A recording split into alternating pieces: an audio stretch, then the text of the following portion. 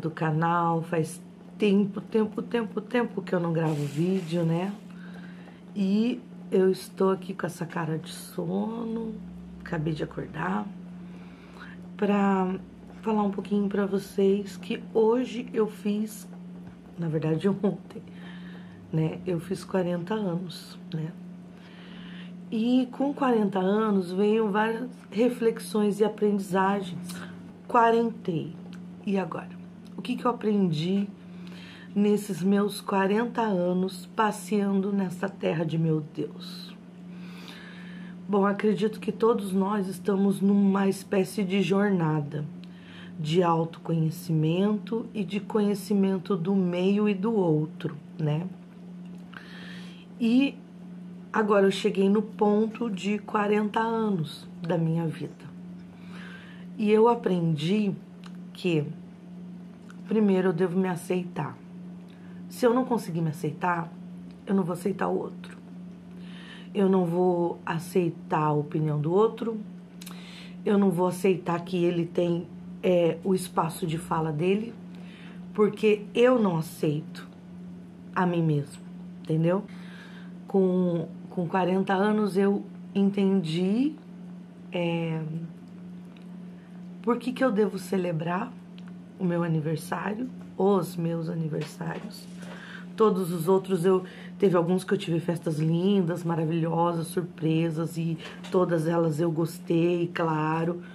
Mas lá no meu interior, lá dentro, lá no fundo de mim, eu comigo mesmo, pensava: por que esse povo tá fazendo isso, né? Será que eu sou realmente tão assim bacana? Será que eles estão aqui mesmo porque eles gostam de mim? Que é isso? Porque abraço? Qual a necessidade de abraço? Só um parênteses aqui, né, na parte do abraço. Eu fui diagnosticada com TDAH um tempo atrás, né? E isso foi uma das barreiras minhas mais resistentes. Eu quase não conseguia falar sobre isso, porque eu sou educadora, né? E eu não conseguia aceitar esses traços em mim. Eu consigo diagnosticar, consigo perceber numa criança, consigo perceber num aluno, e eu não conseguia perceber em mim enquanto adulto. E minhas fases iniciais de criança tinham lacunas para mim, que eu não conseguia entender. Por exemplo, como que eu não consegui aprender até hoje a escamar peixe? Eu não sei escamar peixe, gente. Ou como que a matemática para mim é um monstro gigante de 7 cabeças que ia me engolir quando eu era criança e eu apanhava para poder aprender. E não, eu não aprendi, gente. Eu sei um raciocínio lógico, eu sei fazer operações, mas tem muita coisa de matemática. Matemática realmente é o meu calcanhar de Aquiles, entendeu? E parece que quanto mais eu era cobrada e criticada, menos eu rendia. E eu não sei entender, não sabia explicar. Ou como, por exemplo, todas as vezes que eu recebia um recado, eu nunca dava o recado porque eu esqueci o recado. E aí, quando eu fui diagnosticada com TDAH, eu comecei a perceber várias coisas da minha vida que começaram a fazer sentido para mim. E por muito tempo, na minha infância, na minha adolescência, na minha vida adulta, eu me julguei incapaz. Eu achava que eu não conseguia aprender. Eu achava que todas as pessoas iriam conseguir grandes coisas e eu não ia conseguir nada, por causa que eu simplesmente esqueci as coisas. Isso foi a minha infância inteira, e eu vendo todo mundo aprendendo tudo e conseguindo fazer coisas, e todo mundo praticava esporte, e todo mundo gostava de coisas coletivas, e eu odiava, e eu não gostava de abraço, e eu não gostava que me abraçassem, que chegassem perto de mim, e eu ficava tentando entender por que eu era assim. Uma coisa que com 20 anos mais ou menos eu percebi é que eu parecia um relógio quebrado. Eu tinha ponteiro, eu fazia tic-tac, mas eu não funcionava para ver a hora. E todas as minhas orações, né, eu perguntava para Deus por que eu era um relógio quebrado. Mas eu nasci em 1982. O meu ensino meu ensino de educação foi em 1990. E em 1990 não tinha essas coisas de TDAH, de UTEA, não tinha nada disso. Ou existiam as pessoas que eram consideradas como deficientes, ou existiam as pessoas ditas normais. Como eu tinha todas as características de pessoa normal, me categorizaram como sendo. E eu tive uma vida lutando para eu conseguir me encaixar em tudo. Eu queria parecer as outras pessoas. E por um tempo, eu fui boa nisso, sabe? Eu conseguia disfarçar bem, eu conseguia a parte de ir em lugar lotado, não. Isso eu não conseguia. Eu ia assim, quando tinha uma pessoa que eu confiava muito, eu confiava muito naquela pessoa. Aí eu ia. Mas se eu perdesse aquela pessoa no meio daquele muito, eu já ficava desesperada. Bem, passaram-se os anos, né? Eu acabei tendo depressão porque eu não me entendia.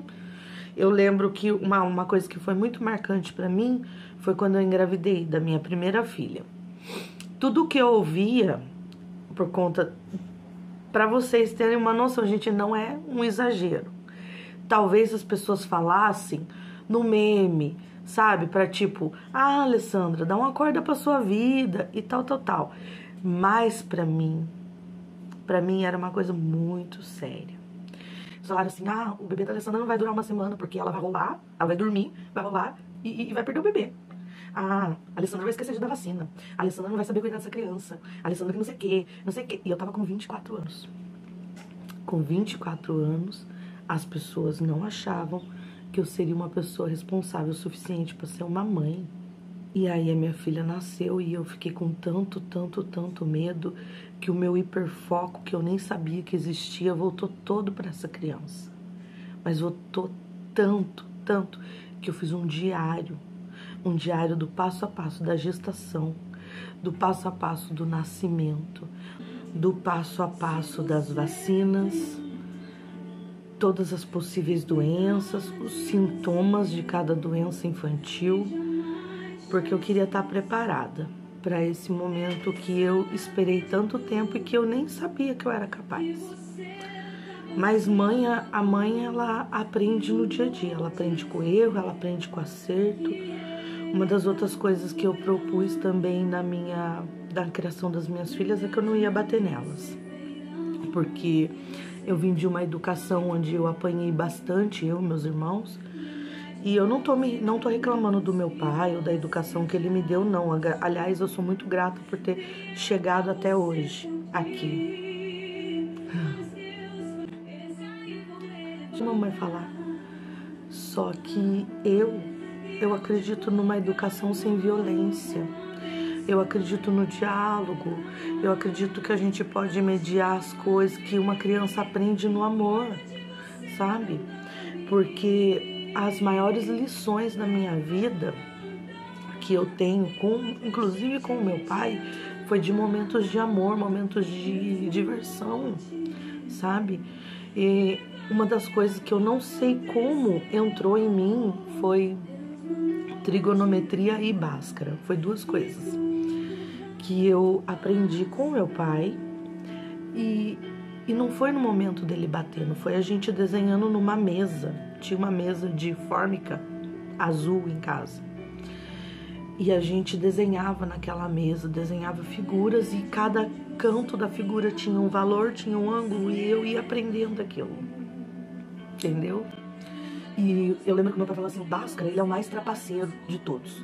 E eu perguntava pra ele por quê, ele falou assim, porque o Bhaskara nunca dá um número exato, ele dá o mais ou menos. Então se é mais ou menos, ele é um trapaceiro. Ele é um trapaceiro de matemática. E essas coisas me fazem aprender. Eu aprendo quando eu me divirto. Quando o negócio é chato, quando é uma coisa maçante, eu não consigo aprender. Quando eu fui diagnosticada com depressão, eu passei no psicólogo, né? Primeiro eu passei na neuro, depois eu passei no psicólogo, depois eu passei no psiquiatra. O psiquiatra me passou remédio, eu tomei por um tempo, depois eu desisti, porque eu achei que era um remédio muito estranho. Eu não gostei do remédio. E como eu sou muito teimosa, eu mesmo falei, não quero mais, sabe? Eu tenho esse problema. No ano passado, quando eu tava com 39, né? No ano passado, eu fui fazer um curso de neurociências com enfoque em TEA e TDAH, TOD, essas coisas, para ajudar no meu trabalho em sala. E lá, a pessoa que estava ministrando o curso, né, ele começou a falar coisas do TDAH adulto, que são eu. Ele me descreveu. E aí, eu lembrei do laudo e falei assim, puxa vida.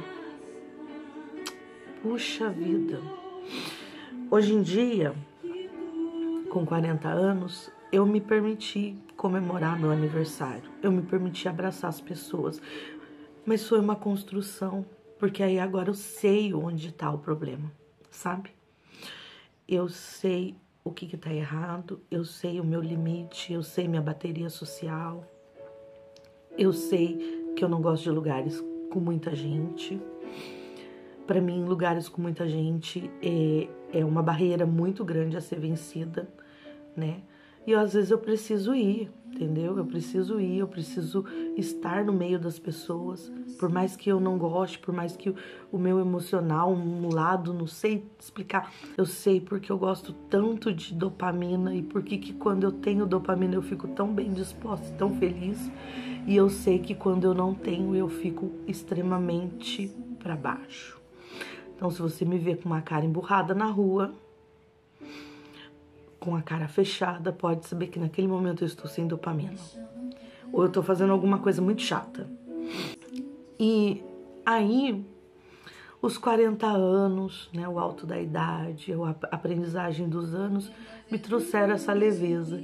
E esse ano eu pude curtir o meu aniversário. Eu curti cada abraço. Eu curti cada palavra das pessoas. Eu consegui acreditar que o relógio quebrado tá aqui na minha mente. E foi uma construção social que fizeram. Eu não sou um relógio quebrado. Eu sou uma construção social dos anos 90 que tentaram me enquadrar numa categoria de pessoas. Mas eu não pertenço a essa categoria de pessoas.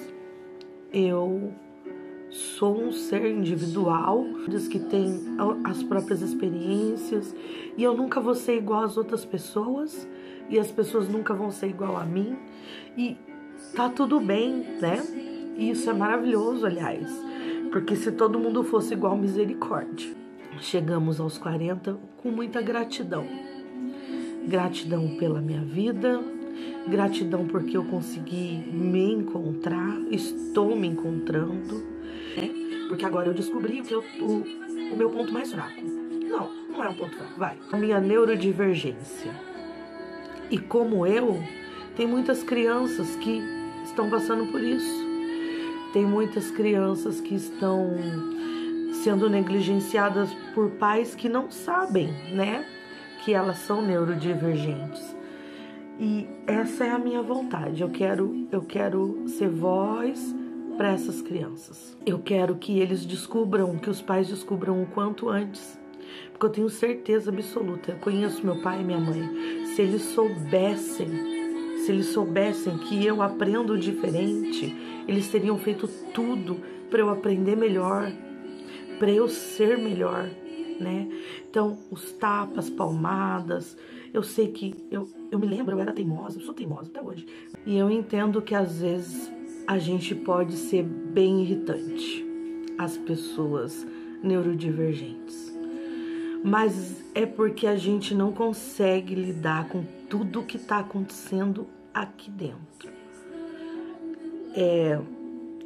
Às vezes falta dopamina, às vezes sobra, aí a gente tem uma agitação, nós pensamos constantemente. Muitas vezes os pais não sabem lidar com isso. E ainda hoje, na nossa sociedade, existem muitos pais que acham que a solução é bater, é dar um corretivo, porque é assim que eles aprenderam, né? Mas eu quero quebrar esse vício, esse ciclo vicioso. Comecei com as minhas filhas, né? Uma tá com 15, vai fazer 16, e a outra tá com 11. E assim, eu coloco de castigo sim, eu dou um corretivo, mas primeiro tem o diálogo, depois tem a restrição, falo não. Confiança a gente conquista. Eu sempre falo isso pra elas. E eu falo pra elas assim, vocês são tudo o que eu tenho, tudo. Na minha vida inteira, vocês são tudo o que eu tenho. Pra mim, vocês são as coisas mais preciosas. E eu preciso ter certeza que vocês vão estar em segurança. E eu preciso ter certeza que vocês estão bem. E para eu ter certeza que vocês estão bem, vocês têm que ser sinceras comigo. Então, à medida que elas vão conversando, que elas vão dialogando, eu vou permitindo ou não o que elas querem. Ah, eu quero um passeio? Tá bom, vamos conversar. Pra onde vai, com quem vai, como volta. Agora elas estão adolescentes. Quando elas eram criança, eu não tive problema. Porque as minhas filhas eram muito obedientes. Elas eram bem diferentes de mim. Aprontavam uma coisa aqui, uma traquinagem, mas elas eram muito obedientes, né?